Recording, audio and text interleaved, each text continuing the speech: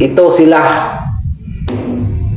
ang dahilan na maraming nare-recruit ngayong mga estudyante sapagkat binibigyan ng funding o budget para makagalaw ang mga recruiter. Bakit? Dahil nga sila ngayon ay bumabawi. Dahil ang presidente natin si BBM, hindi sila papipigilan dahil nga kakuntsaba, kaalyado, at mismo sa loob ng gobyerno sila dikit sa admin.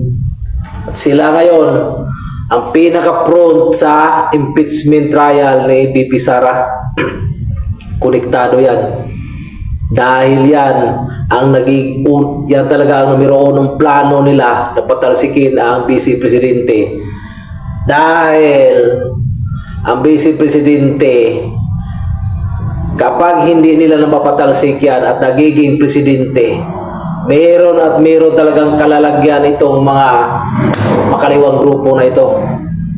Mga komunista at aktivista na nagiging kasapi sa isang layunin na pabagsakin ang gobyerno.